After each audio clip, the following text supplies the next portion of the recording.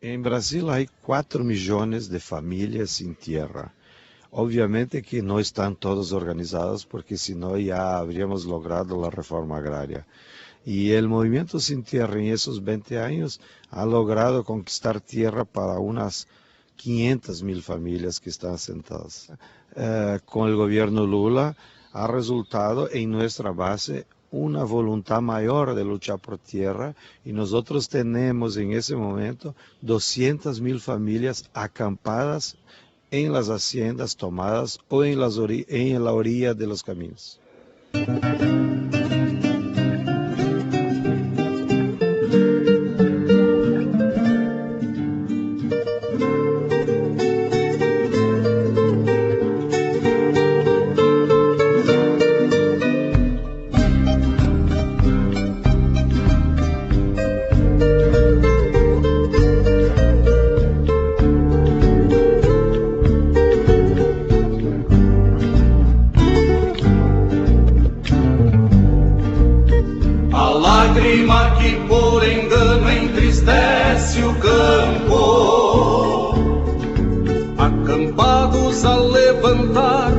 Mais desencanto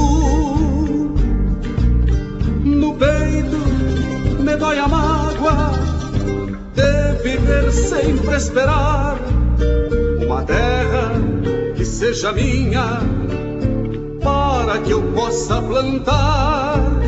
No peito me dói a mágoa de viver sempre esperar uma terra que seja minha para que eu possa plantar. Vamos clamar, companheiro, com o operário e o peão, germinar a paz nos versos e a igualdade no coração. Vamos clamar, companheiro, com o operário e o peão, germinar a paz nos versos e a igualdade no coração. Germinar a paz nos versos e a igualdade no coração. Acho que a primeira grande conquista dos camponeses sem terra é que eles conquistaram dignidade. Primeira coisa, mais do que terra, a conquista da dignidade e da cidadania política. O movimento Sem Terra fez com que os pobres organizados sejam respeitados. Também já tem muitas conquistas porque há muitos assentamentos conquistados pelo MST e esses assentamentos se tornam referência de um outro jeito de produzir, de um outro jeito de viver, com mais democracia, com igualdade, com respeito às mulheres, com respeito às crianças, criando os sinais daquilo que nós sonhamos, de um Brasil livre, soberano, justo e com igualdade de condições para o seu povo. Qualquer grupo de trabalhadores sem terra, sem ideia, sem organização, pode cometer qualquer besteira, entrar até no latifúndio produtivo. Mesmo cometendo algum problema político, ele está fazendo em legítima defesa. Para o povo que não foi acostumado a ocupar uma terra, a partir do momento que cortam a cerca do latifúndio, para a gente é uma grande mística que a gente está, naquele momento, está vendo e está sentindo uma grande mística. O movimento é as pessoas do MST, né? São as pessoas, são as coisas que a gente vive, os momentos que a gente vive, e isso que faz, que é a mística do movimento, né? Essa solidariedade que a gente vive com as pessoas, uns com os outros, essa união, essa integração que a gente vive com o grupo, isso que dá a motivação para a gente lutar. Mas a mística, ela não se explica, a gente sente, né? Para que a gente possa simbolizar a solidariedade internacional na luta dos povos do mundo. E esse gesto queremos que cada companheiro e cada companheira também o faça, que é, como já dizia o nosso grande comandante Che Guevara, para sentir o coração do povo não precisa ser médico, basta ser humano. Então, nós vamos sentir o coração de cada um e cada uma representando esse quarto elemento que é o ar, que é a pulsação do nosso coração. Convidamos a cada um e a cada uma a sentir, pegando no pulso do companheiro do lado. E sintamos a força das batidas dos corações dos corpos do mundo. Essa mística que o MST usa hoje, ela foi construída pela teologia da alimentação. Então tem tudo a ver realmente comigo. Essa prática, o estímulo de trazer os pobres, os excluídos para dentro da vida. Le propre du MST, c'est d'avoir rendu les pauvres visibles. Et les pauvres parmi les pauvres, parce que le niveau de pauvreté, toutes choses étant égales par ailleurs, au Brésil est supérieur naturellement à ce qu'il est en France. Ce sont des gens, les sans-terre, qui sont à la limite de la survie. C'est-à-dire qui ont le problème le plus élémentaire, c'est le problème d'alimentation. Or, le fait qu'ils se constituent dans un tel mouvement de masse, ce mouvement de masse arrive à avoir une existence organique, unitaire, c'est quelque chose de capital, et c'est capital aussi que ce mouvement ne soit pas composé de petites juxtapositions de patelins, de villages, de fermes ou de morceaux de latifundia. C'est un mouvement qui est uni par une certaine idéologie. Alors cette idéologie, il faudra retracer l'histoire, mais ça commence par les communautés de base, l'influence du catholicisme, et un catholicisme complètement détourné de sa route qui n'a rien à voir avec celui du Vatican, c'est-à-dire des théologiens de la libération. Aujourd'hui, tout ça forme un humus. C'est moins vif dans le MST, mais ça forme un humus et ça donne de manière exemplaire d'abord une qualité de relation humaine exceptionnelle. Ce sont les relations de solidarité, d'assistance, de compréhension et d'affection qui unissent les pauvres entre eux. Parce que celui qui a peu à manger trouve le moyen de partager avec celui qui a moins que lui. Et ça existe. Et d'autre part, la conscience que les pauvres, grâce au MST, sont devenus visibles et qu'ils représentent une force. Actuellement, le MST est en train de s'étendre, parce que je crois que c'est sa survie politique qui s'étend vers les couches urbaines. Il est arrivé à un coup extraordinaire, il a pénétré les universités en créant une sorte de lien entre les paysans et les étudiants, analphabètes et gens de l'élite, qui est une expérience tout à fait intéressante. Essa escola, companheiros, é para materializar sonhos. E aqui vou me permitir fazer uma companheira egípcia, que se emocionou, achou que estava numa ocupação e disse que essa escola ia ensinar a ocupar a terra. Quem ensina a ocupar a terra é o latifúndio. Alguém de vocês já viu ocupar uma pequena terra? Só existe ocupação de terra porque antes tem latifúndio. E ao lado deles é terra. Não precisa escola para ocupar terra. Agora, o que eles têm medo que nós vamos praticar nessa escola é que aqui nós vamos ocupar o conhecimento. O conhecimento. Pour le gouvernement brésilien, qui a accumulé les déceptions, on peut bien le dire, je crois qu'il représente aussi la menace, une alternative. Enfin, pour ce gouvernement, c'est sans doute une menace, parce que c'est une force qu'il n'a pas encore perdue, mais qui s'est distanciée de lui. S'est distanciée de lui sur le problème élémentaire de la terre, les promesses concernant l'attribution de terres intéressantes, pas les terres qui ne sont pas intéressantes. Ces promesses n'ont pas été tenues. Nós não temos ilusão de que a reforma agrária vai ser feita por algum governo. A reforma agrária vai ser feita pelo povo. Alguns achavam que trocando de governo ficaria mais fácil de fazer a reforma agrária. Infelizmente, o governo Lula não conseguiu ter a coragem necessária para implantar algumas medidas políticas que facilitassem a luta do povo para fazer a reforma agrária.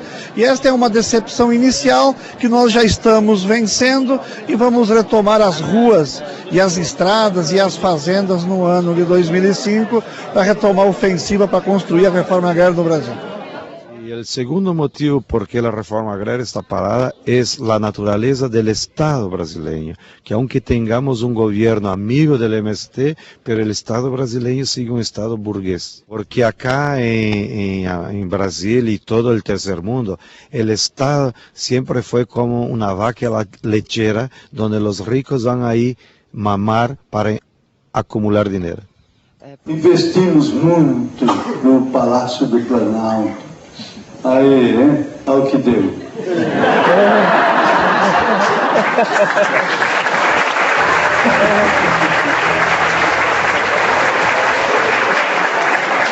E a minha expectativa é que essa gestação de revolução tenha o endereço certo, que é, foi sempre falado em massa popular, a massa do povo. É por aí, é por aí. Mas chamemos a sociedade civil. O dia em que nós tirarmos esse tapete, o que a elite vai fazer?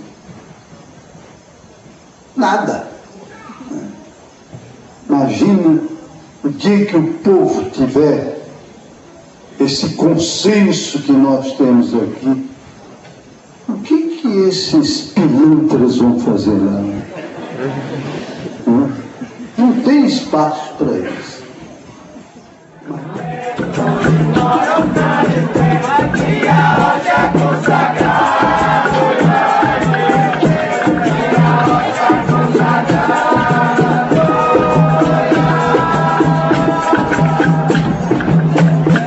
Se quando uma pessoa está desestimulada a lutar, ela não está mais a fim de lutar, aí o que acontece, né? Muitos outros que estão com esse vigor da mística, eles vêm, abraçam o companheiro e falam, vamos à luta. Então a mística assim nunca morre, né? E se acontecer um dia de morrer essa mística do MST, eu acho que a organização deixa de existir, né? Porque é essa mística que faz com que esse movimento cresça a cada minuto, a cada momento. E esse movimento, assim, ele se torna cada vez mais forte, porque a gente está... Cada dia que passa, a gente sente mais o vigor da mística, né, do MST. Uma das causas dele permanecer vivo até hoje é porque nós cultivamos a mística dentro do movimento Sem Terra. Como podem querer comprar el agua si eso pertenece a la humanidad? Es parte de nuestro cuerpo. ¿Cómo pueden querer comprar la tierra como si se pudiese comprar el perfume de la primavera? El proyecto de muerte del imperio norteamericano trata la tierra y los pueblos como sus enemigos. Quieren apropiarse de la tierra, del agua, del petróleo, de la historia. Los que defienden este proyecto invaden Irak, compran Amazonas, amenazan a Cuba y se articulan contra Venezuela bolivariana y de todos los países que se levantan defendiendo su soberanía.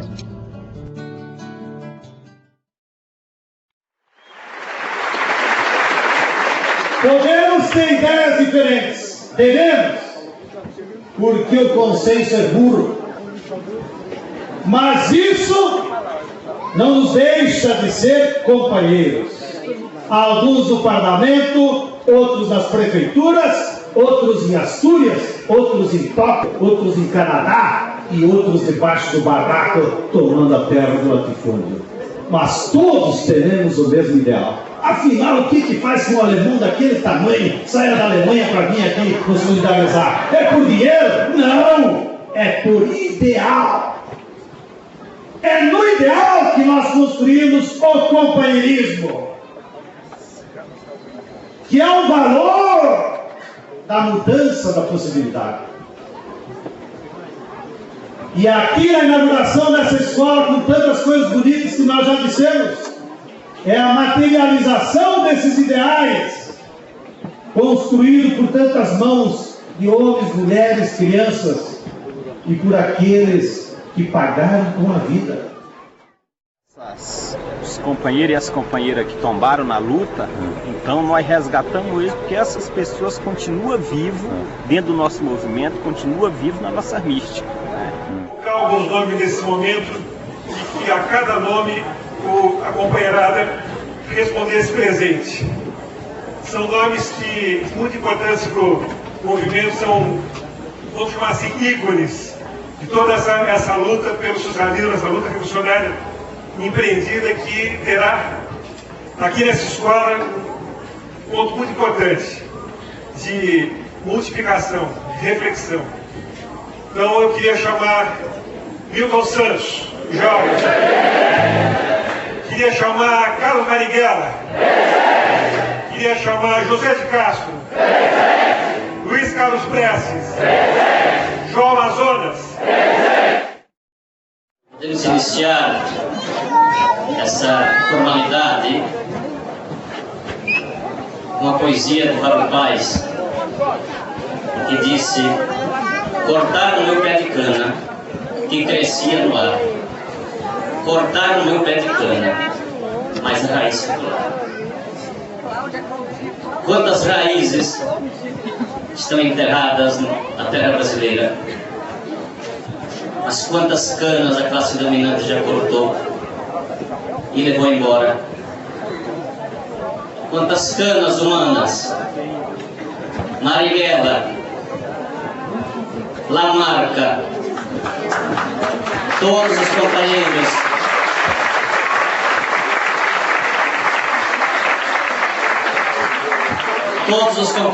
que nos antecederam e na ditadura militar tiveram que ensinar ou levar o conhecimento a outros povos, porque foram proibidos de ficar na sua própria terra e educar as futuras gerações. Mas a raiz ficou lá. Nós descobrimos as raízes. O poder dos pobres vem do conhecimento. Olha que frase bonita, anota, Marcelo. O poder dos pobres vem do conhecimento. E é essa a nossa tarefa, companheiros. É dar poder aos pobres. É para que eles se apropriem do conhecimento e transformem o conhecimento científico, a técnica, o estudo, como dizia o nosso querido Tchê, na carta que mandou para a Leida, e naquela época ela nem entendia nada. É a única maneira das pessoas transformarem o mundo.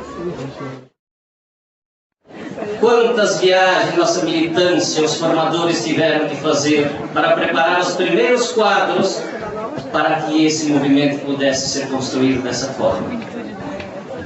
Quantas viagens, quantas caminhadas em estados que não tínhamos uma bicicleta sequer, onde tínhamos que fazer os cursos debaixo de árvores porque não tínhamos estrutura. Quantos barracos de lonas armamos e sobre eles fizemos os cursos. E essa construção, para que todos saibam, não substituirá essa realidade, porque o nosso povo brasileiro do campo é pobre, é sofredor e teima em resistir com as condições que tem. Compte tenu de leur force, la masse qu'ils représentent et l'extension géographique dans un pays qui est un continent, il faut naturellement former des cadres. Il faut former des cadres et former des cadres sur la base de leur pratique à eux.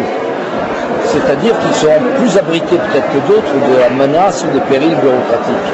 Y para eso tenemos que tener todos, sabiéndolo o no sabiéndolo, una concepción de la política que es muy distinta a la concepción de la politiquería, del creer que la política se hace con cuadros que copan instituciones y que se pelean por puestos y por cargos. El arte de la política no es el arte de lo posible, no es el arte de creer de que hay que adaptarse a las situaciones porque no se puede más. El arte de la política para un revolucionario es el arte de hacer posible lo imposible hacer el arte, hacer posible lo imposible en el futuro. ¿Y cómo hacer posible en el futuro lo que aparece como imposible hoy? Hay una sola fórmula, no hay otra. Tenemos que construir una correlación de fuerzas que nos permita hacer posible en el futuro lo que hoy aparece como imposible. Ça fait quand même pas de mal à la gauche européenne, s'il en reste, de regarder un peu vers les anciennes colonies, vers les paysans sous-développés, moitié nègres, qu'elle a méprisé si longtemps, parce qu'il y a chez eux, et c'est ce qui est fort dans le MST, une créativité extraordinaire. Y José Martí dice que cuando él nació sin sol, porque no tenía libertad, su madre le dijo: hay dos caminos en la vida, ve y escoge. El primero es convertirse en un buey. Hoy usted va a tener trabajo, va a tener comida, va a tener un lugar donde descansar y quizás alguna seguridad, pero al convertirse en buey, usted solo será un animal de carga. Usted solo podrá obedecer las órdenes de sus amos. Usted dejará de ser un hombre. Si por el contrario, usted escoge la estrella, cuidado, porque la estrella puede matar. Y en lo mejor de los casos, esa estrella puede provocar que usted fique sociño, que quede aislado, porque muchos hombres y mujeres le temen a la luz que emana de la estrella. Pero usted tiene que elegir. Y esa luz de esa estrella puede alumbrar nuestro camino, puede forjar un nuevo destino, puede crear un mundo mejor. Es una elección muy personal. Nadie puede decidir por ninguno de nosotros.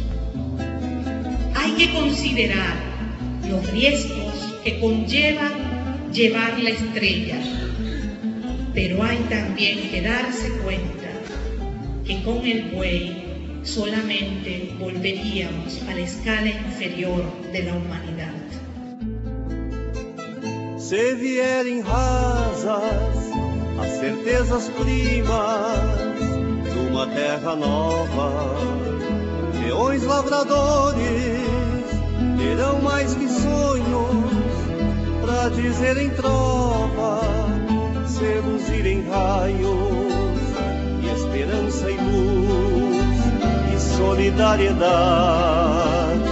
ver-se-ão partidas todas as correntes da E como a representação da vida aqui, vocês são demais, né? Das nuvens subirá com o vento a nossa razão, nosso canto agrário é o clamor de um povo por melhores dias e um findar de vez com esse sofrimento nas negras tolderias. Se mantermos fortes ideais de chão em nossos corações, não seremos braços inconscientes de certos patrões. E a terra fértil dessas plagas mansas, hoje tão ociosa, fecundará pela nossa mão em seara generosa.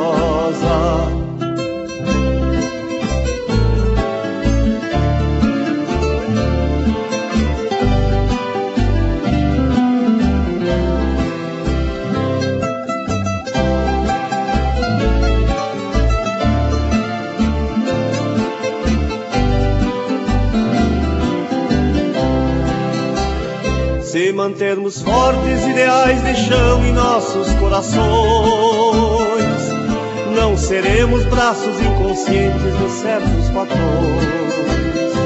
E a terra fértil dessas plagas mansas, hoje tão ociosa, fecundará pela nossa mãe seara generosa. Nosso canto agrário é o clamor de um povo por melhores dias, e um findar de vez com esse sofrimento nas negras tolderias.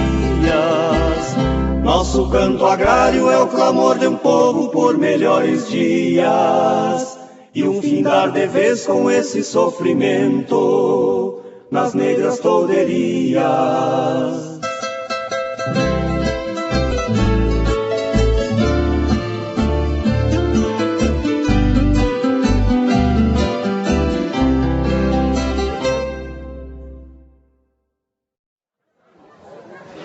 Nós descobrimos as raízes e estamos cultivando a soca das canas para que agora cresça um enorme canavial nesse país e que os inimigos jamais possam ter forças para cortá-lo definitivamente.